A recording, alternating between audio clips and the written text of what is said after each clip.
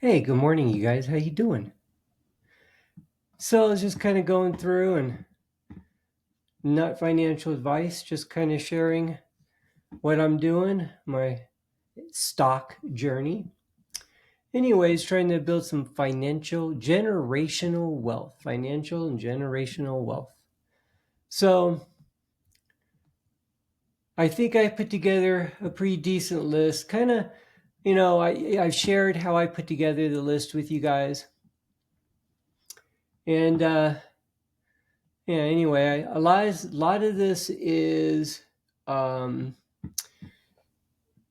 I looked online with a couple websites, kind of looked at what analysts were saying, kind of went for some gut reactions, kind of went through what some professionals are saying about some long-term stuff, and just kind of played around with it, refined it. I've changed it and changed it and changed it. It's important. Don't be afraid to change. Don't be afraid to like a stock and then just decide, I don't know. I mean, I really like Chewy. So Chewy is one of the companies that I just really like. I don't know if it makes good financial sense. The ticker symbol is CHWY. Excuse me.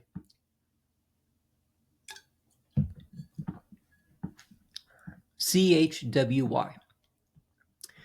CHWY for Chewy. They do that.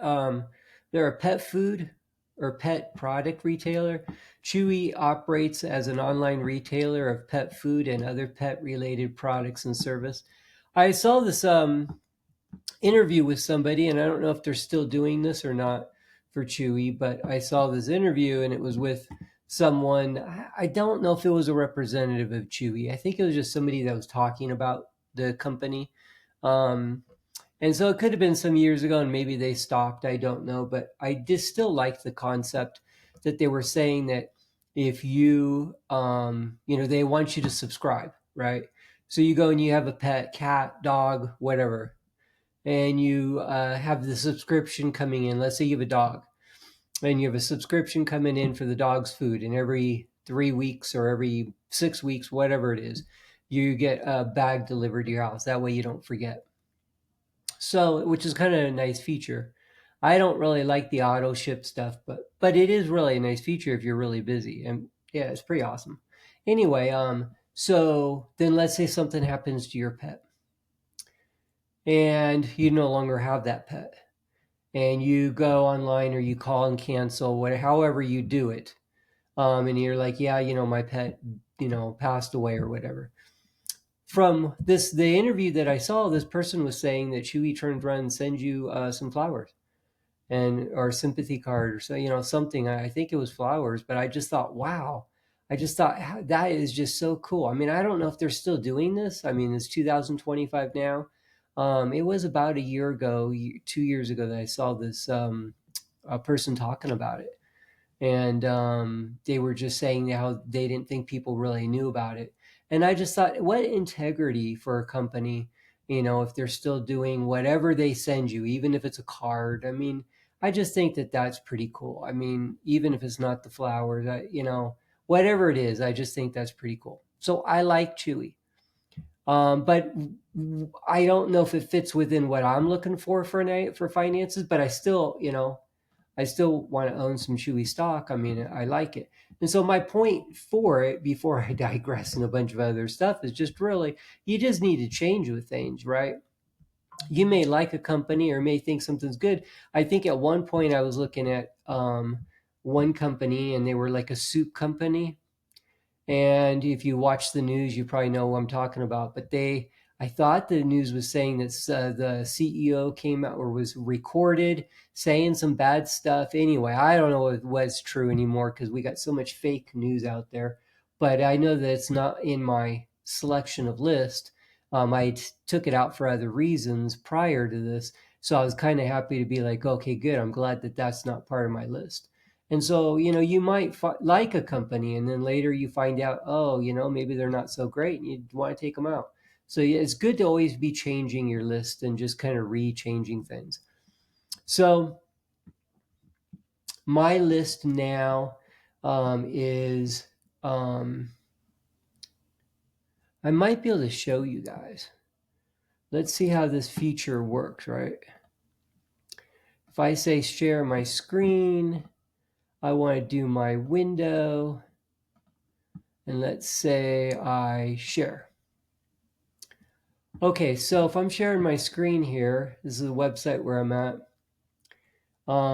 It's AES. So I have AES, that's the ticker symbol.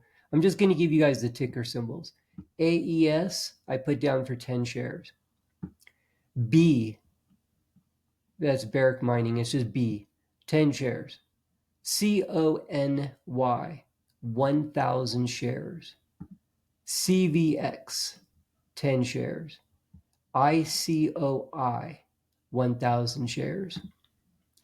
J&J, 10 shares. KO, 10 shares. M, 10 shares. MRNY, 1,000 shares. MSFO, 1,000 shares. MSTY, 1,000 shares. MUR, 10 shares. NKE, 10 shares. PEP, 10 shares. SCHD, 10 shares. SMCY, 1,000 shares. TGT, 10 shares. VZ, 10 shares. XOM, 10 shares. So that this website, and I just put in whatever at the price. So the cost average and all that is not correct, but comes up with $69,928. So even if you want to take and say you deduct a zero and say you want to invest $6,992, or whether you want to do, or whether it's because it's not financial advice, but this is for me, whether I want to, basically, do I want to invest 7,000, 70,000, or 700,000? So therefore I can always just deduct a zero, keep it at this number, or add a zero. And that's what you're going to get. So by doing this, right, this is what I figured. And you can see, it's pretty high on cost and everything. But if I go to the upcoming dividends, it's shown here my average right here. Average is $6,817 a month. Highest is $7,801. So that's pretty good. So you probably can $1,000 difference. So you really probably say you're going to get, $7,000 or more, $7,000 plus per. This is per month. So on $70,000, you're getting $7,000 or more per month. Shows you all the when the dividends are coming in, because some of these are monthly, some of them are quarterly, some of them are weekly. It just depends. And so this $1,900 for the low end, because that's November, right? Today's November 25th. So it's over with. So December would be 4,300, January 74, February 74, 78, 74, So it looks like probably because of any quarterly or something where you would, from November 25th to December 25th is just, that's November of 2025. But anyways, from November to December, you're just talking a month. So, that's why it's a little different. So, but I figure you're probably looking about $7,400 is probably going to be your average. But here's the future value, right? So, if we turn around and figure the 5 years, you're talking 25 to 26, 27, 28, 29, 30. So by November of 2029, right, you're looking at Let's go near to the 29, since that would be more, it would be 25 to 26, 27, 28, 29. Oh, I guess it would be till 30. Let's just do 4 years. So 4 years, you're looking at 2029. So you're looking at, if you just reinvested all your dividends and you didn't take one dividend out, you're looking at a portfolio value of $1 million.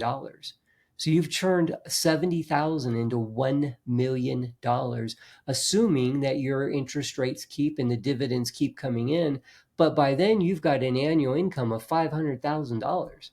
So as you can see, reinvesting your dividends to build it up really adds up. I mean, if we go from 25 to 26 to 27, so the end of 27, I mean, you're looking at 2 years. And within 2 years, you now have $300,000 with $250,000 of income. Well, let's just say you only do half that. You're still looking at 125, let's just say $120,000 of annual income. So you're looking at $10,000 a month. So if you turn, if this keeps up for 2 years and you reinvest at the end of the 2 years, if you just turn around and take the money and no longer reinvest, you're looking at, $10,000 per month coming in. Even if you were only getting your original 7, it's still really good, no matter how the market's going to go without growth.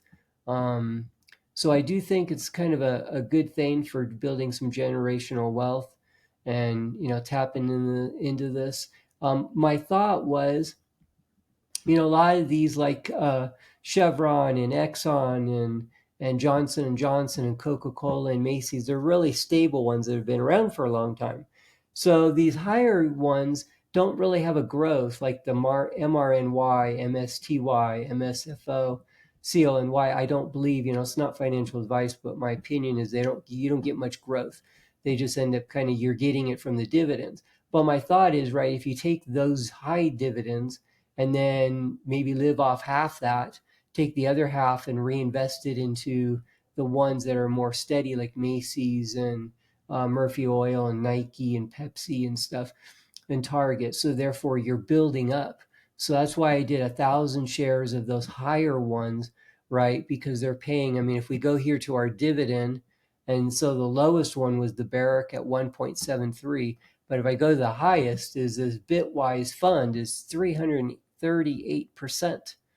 So, you may not get this for that full year or for 2 years, but if you can get it for as long as you can, and then take that, whatever dividends you get from that, and reinvest it into, something that's more steady, you're going to build up. So therefore the goal would be that in 2 years, 3 years, or 5 years, you've got money coming in, and then you really don't have to work unless you want to work, which is really some freedom. And then you turn around and show your family this is, or kids or whatever, right, to build that generational wealth, and you teach them how to do the same thing. And I still like the concept. It's not financial advice, but I really do like the concept of doing one share. If I like something, I like to buy one share, just because it's just, I get a notice, hey, this has gone up, it's gone down. There's some news on it. I mean, you could just add it into something that just gives you notification or a stock tracker, but I don't know. I just kind of like, from my brokerage, it sends me stuff, and I kind of feel like I get a little bit more of truthful. I don't know if truthful is the right word, but I just like it better. It's just the way I do it. I like the one share. I get to get an idea.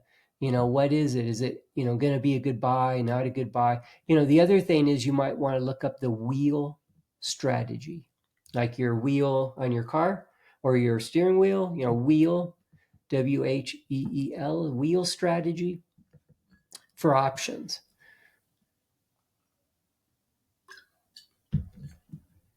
So let's say let me pick something here.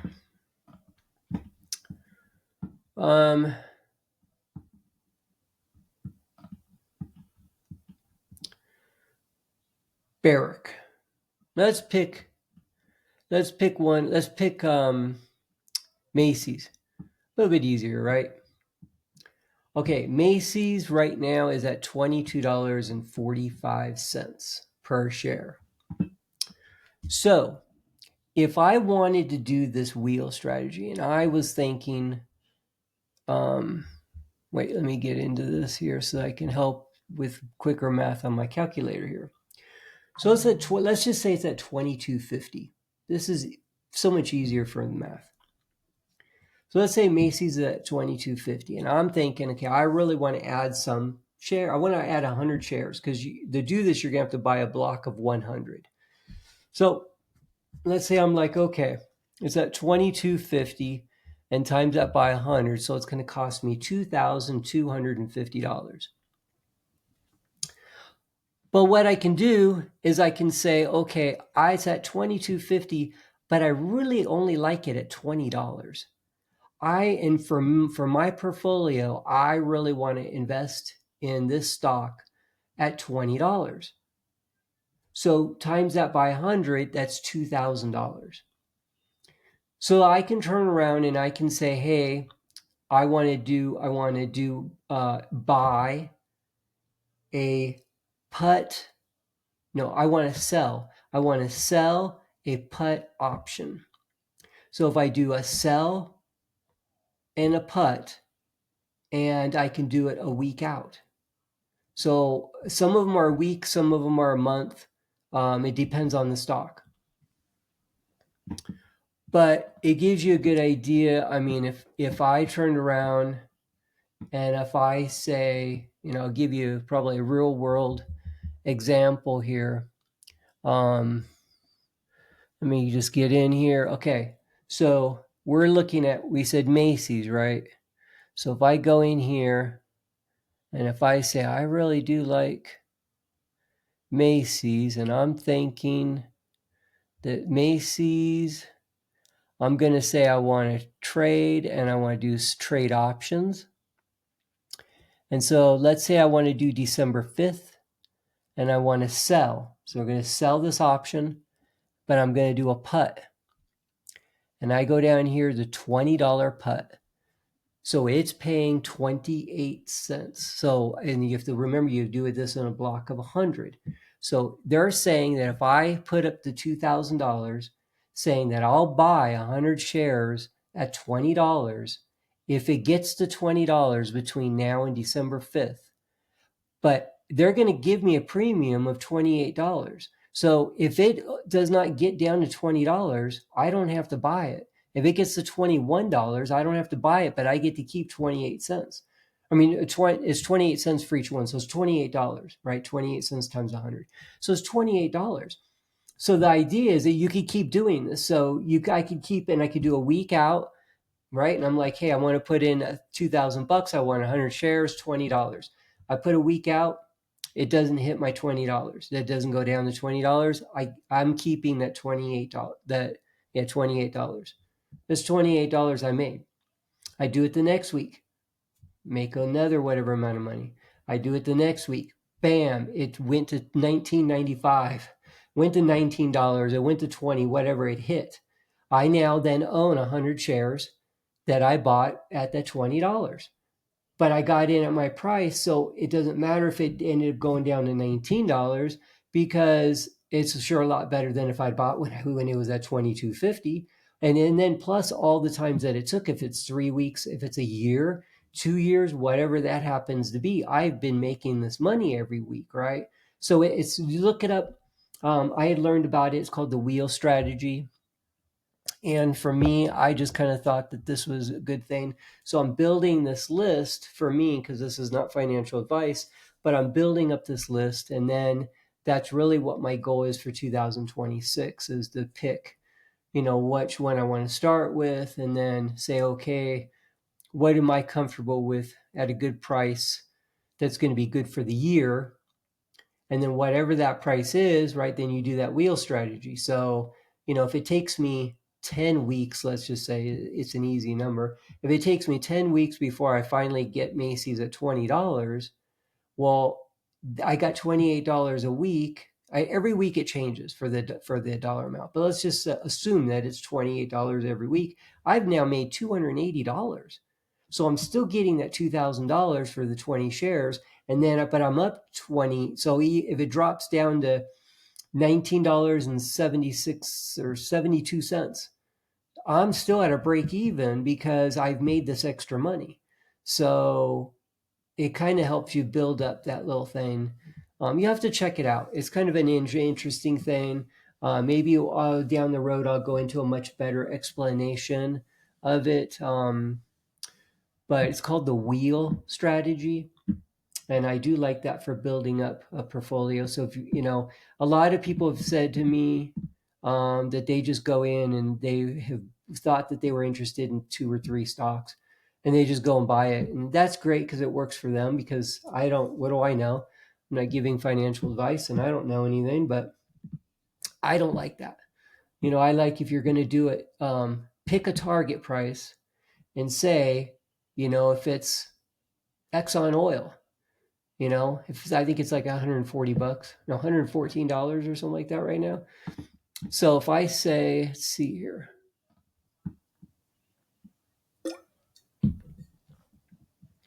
Exxon, here we go. I like Exxon as a good investment. It pays a good dividend too. I think it's paying out like 3.5% dividend. But I like the company for a growth. But so the 52-week range is from 97.80 was the low all the way up to 120. So it's towards, to me, it's kind of at the high for the year. So I might look at this and go, you know what? I think I really want like $110, right? I mean, maybe I want, maybe $107, $110.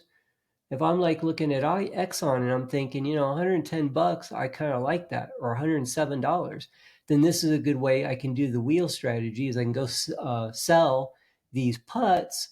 And what's great about it is that then eventually I'm going to hit, and I'm going to end up getting those shares, but I'm going to get them at the price that I want. Plus I'm making money in between that now and then.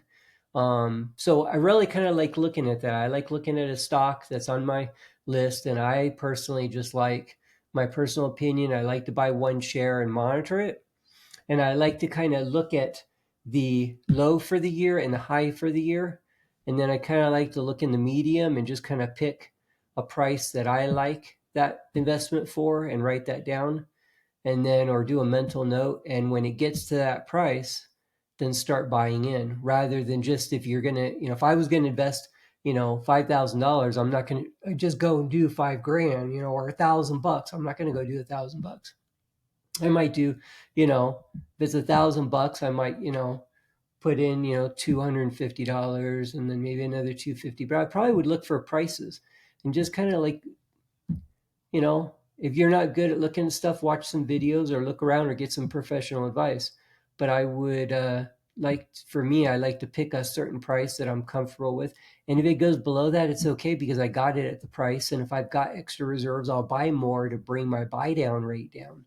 But don't just buy in. I don't think, that's not financial advice, but I wouldn't just buy in just because I'm like, oh, wow, this is really good. Oh, look, it looks like it's going up. I better go buy. Stocks are going up and down all the time, man. If it's going up and up and up, even if it takes it 3 months, there's going to eventually be a downside where I'm going to be able to say, okay, now it's time for me to get in. So you really need to have that target price. I personally feel that you should have your, whatever that target price is that's comfortable for you, and whatever that is, that's whatever that magic is for you, then that's what you should do. Anyway, so just my journey here. I hope that helps anyone out. That's a lot, probably maybe some complications there, and yeah, I probably made things harder by bringing up the wheel strategy, but maybe I'll do a video more on that, or a podcast on that. I don't know. Anyway, there's so many different ways to do this, and that's just kind of what. But I like the one share and just kind of monitor. The other thing is you can put in, I've heard of people saying that they'll, if they like, like with Macy's, you could just take and say to your brokerage, I want to buy Macy's. I'll buy it at $20. And then instead of doing a day, at the end of the day, good till end of day, you could do a good till you cancel it. So it could take it a month, or it could take it, 6 months. But when it finally hits, they will then take the money out of your account, or they hold it for that whole time. But you might as well be making money off of it doing the wheel strategy instead of it just sitting there on hold. But I don't know. There's a lot of different ways of doing this. Who knows what the right way is? So, like I say, it's not really advice, just documenting my generational wealth journey. And I hope you guys have an amazing day, and keep things positive. Talk to you later. Bye.